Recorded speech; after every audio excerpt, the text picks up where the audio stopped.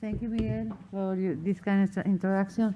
And I would like to thank to the organizing committee for this meeting for inviting me to and to give me the opportunity to present some of our results regarding the neurogenic effect of different compounds that are present in the hallucinogenic tea, the ayahuasca tea.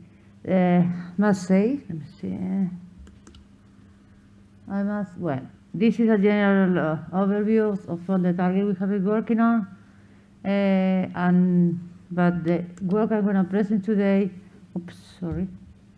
is mainly the one regarding the sigma, the DMT derivative and the beta-carbonics that are part of the ayahuasca preparation. I don't know if you are familiar with this kind of brew, so I'm going to give you a brief introduction regarding this. The ayahuasca tea is widely used hallucinogen that is mainly the people from the Amazonian area takes as a medicinal compound, and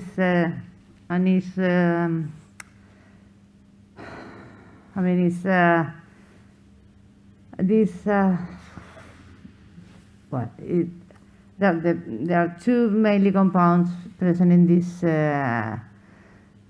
brew that are beta-carbolines as well as DMT derivatives. I'm going to show you later on.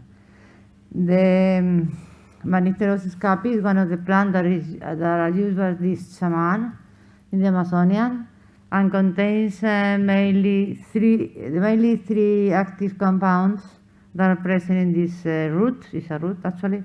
Harmine, harmaline, and tetrahydroharmine. Okay, harmine and harmaline are MAO inhibitors, the monoamine oxidase. The tetrahydroharmine is a weak MAO inhibitor and also binds to the sigma-1 receptors. The other compound I told you earlier is the DMT. DMT is present in another plant of the ayahuasca brew. It's a potent psychedelic, and it binds to serotonergic receptors 5-HT2A and 1A, and more recently they have shown, there is one paper, I think it's in Science, something like that, that also can bind to sigma-1 receptor. You don't hear anything? Oh my, well, then you can see that because this is a video regarding how this shaman prepare the ayahuasca brew. ¿Por qué no se oye? El uso de las plantas medicinales.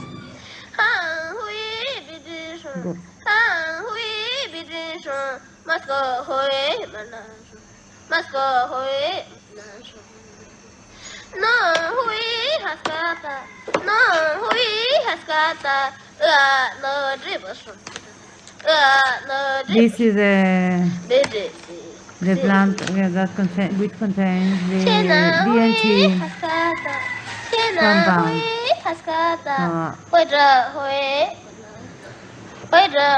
Now they are mixing it with the other compound, the beta-carbonates.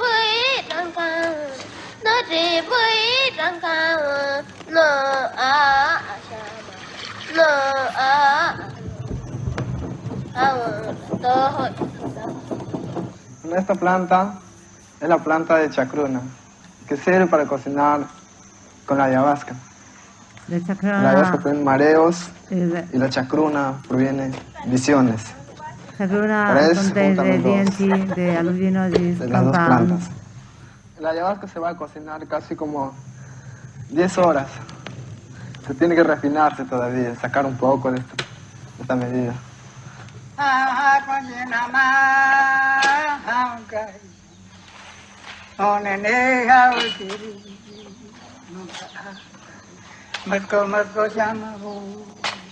Les feuilles de chacruna contiennent de la DMT, qui est un hallucinogène puissant, mais qui est oralement inactif, puisque dissous par une enzyme précise du tract digestif, la monoaminoxydase. Alors il combine les feuilles de la chacruna avec la liane de l'ayahuasca, qui contient précisément plusieurs substances qui inhibent l'enzyme de l'estomac. En mélangeant les deux plantes et en les cuisant ensemble pendant des heures, on arrive à une boisson de la DMT oralement active, et la molécule hallucinogène passe à travers l'estomac intact et arrive au cerveau. Comment ont-ils pu trouver cette recette lorsqu'on sait qu'il y a 80 000 espèces de plantes supérieures dans la forêt amazonienne? Ça fait que n'importe quelle combinaison donnée, il y a une chance sur 6 milliards 4 pour tomber dessus. Okay. So you're now more familiar with the ayahuasca brew, okay? I hope so. There are many psychedelic drugs that people, they have a kind of obscure history. But some of the people I saw you in this slide, like Steve Jobs, Francis Crick, and Kerry Morir, which you remember, okay, is the first who invented, I don't know, the PCR, okay? These three people at least, and even more, that's to my knowledge, they say that they had taken ayahuasca, no, I don't mean ayahuasca, any kind of psychedelic drug, and then they have these ideas. Well, sorry about that because you can't see anything, but I'm gonna try to be quite brief.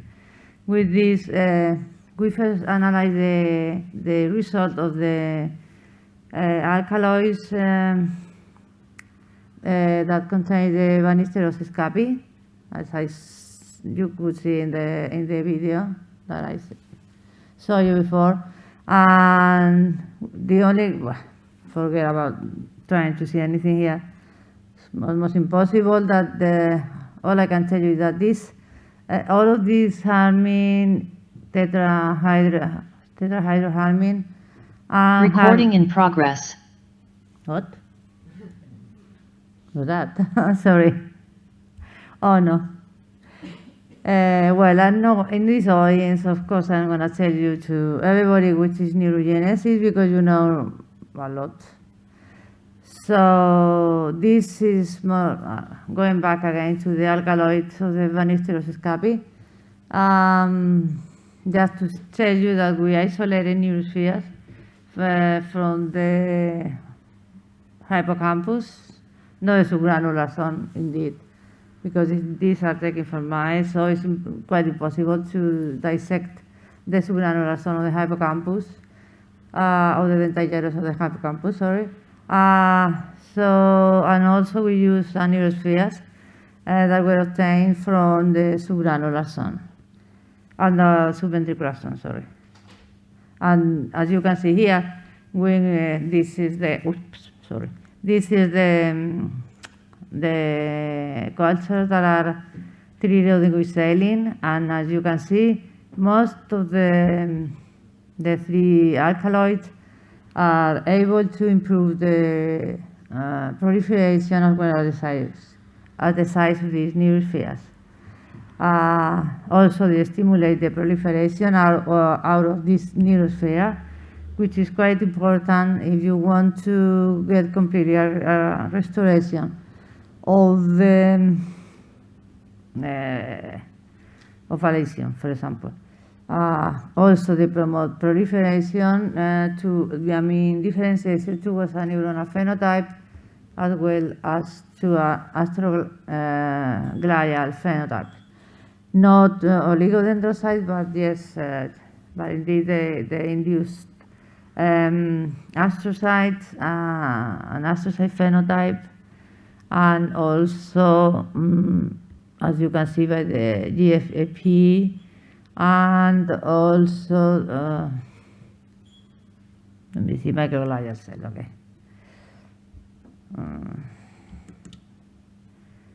Now, the most important, well, I'm gonna skip this, sorry. The most important result we got is when we analyzed the in vivo effects of the DMT present in this ayahuasca. So to this end, we injected the IP, some animals, and then we looked at two areas of the brain, the subgranular zone and the subventricular zone. And as you can see, well, we did this experiment in the presence of absence of different antagonists of the receptors I told you before, the two serotonergic receptors, HT1A and HT2A. HT2A is the most important receptor that through which DMT can provoke the hallucinogenic effect. So we injected these animals either with DMT alone or with all the inhibitors. BD is an antagonist of the sigma-1 receptor. The other one are more or less potent antagonists of the other receptors. And as you can see, I hope so. Can you please get off these lights? Please, because no way to see anything. Yeah, well, sorry. So I hope you can see that the only antagonist we use together with the DMT that reverse the effect of this drug is the antagonist of the sigma-1 receptor.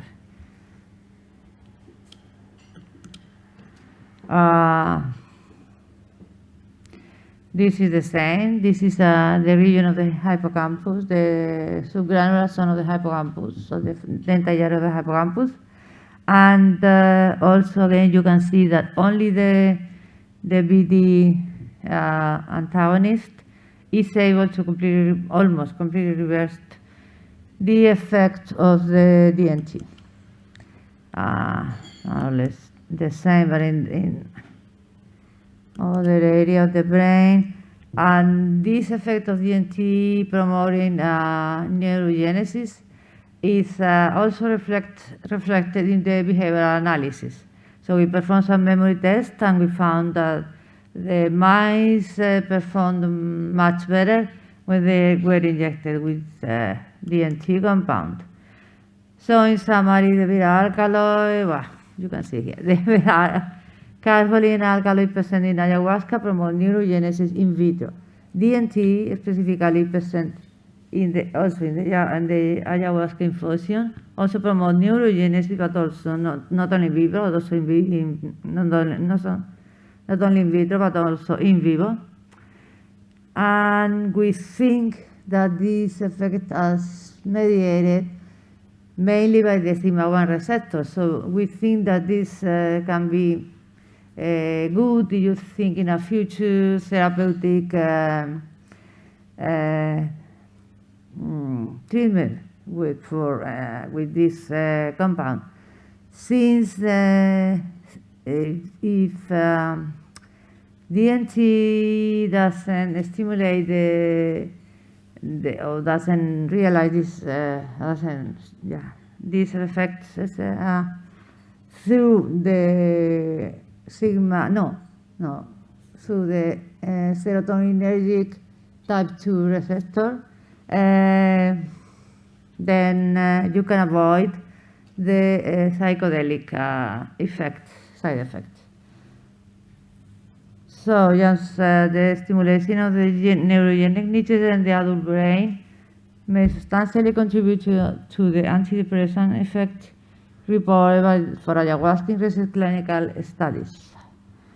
And the versatility and full neurogenic capacity of the beta-carbolines and DMT warrant further investigation of these compounds in order to get some kind of derivatives maybe whose are able to modulate brain plasticity, and therefore they can be used for neurodegenerative diseases. Well, another thing that I forgot to tell you is that this ayahuasca brew has been used for people that present some kind of depression, and it seems to be quite effective. This was found by my collaborator, Jordi Riba, that I don't know if I tell you, just passed away just 2 years ago. So these are the papers, and here are the potential areas of future research that I told you just now. Psychiatric disorders, depression, addiction, maybe psychological trauma, also memory can be of help in memory loss, and for treatment also neurodegenerative disorders such as Alzheimer's, Parkinson, etc. on Huntington. Well, as I told you, Jordi was the one that started this collaboration. He is the one, the real expert in ayahuasca. And Sandra, let me see, where is the Sandra, Jose, and Marina at my lab has been the one that has been working more in this work. And thanks, of course, for the funding we get from CIBERNED, the national plan, and the European Union. Okay. And thanks for your attention, and please take care with this terrible virus. Okay.